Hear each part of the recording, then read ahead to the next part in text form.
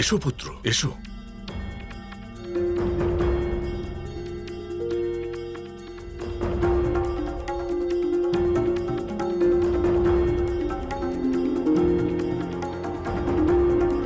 রাম, তুমি কিছু বলতে চাও?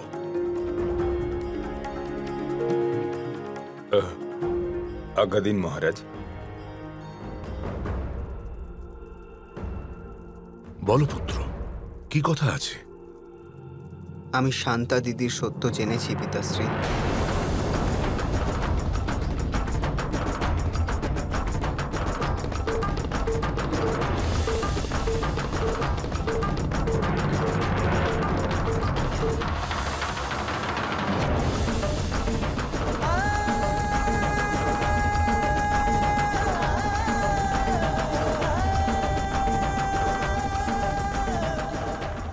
থাকতে পারল না কৌশল্যা।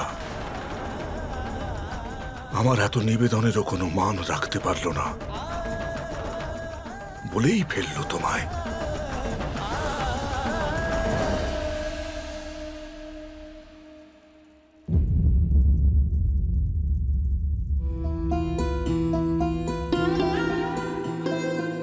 উনি বলতে চাননি, আমি বাধ্য করেছি ওনাকে।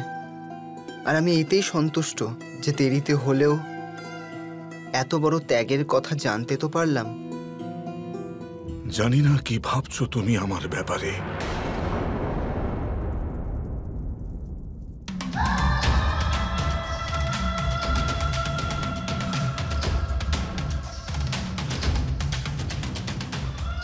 আমি দোষী?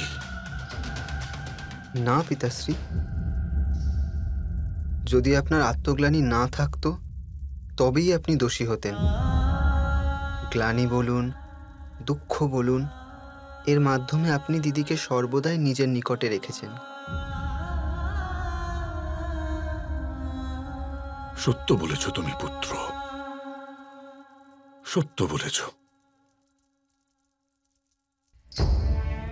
তোমার মা তাকে সোনার মূর্তির রূপে জীবিত রেখেছে, কিন্তু আমার হৃদয়ে সে এক বড় অপরাধের গ্লানি হিসেবেই রয়ে গেছে। ওই এক মুহূর্তে যদি আমি ওকে যেতে না দিতাম,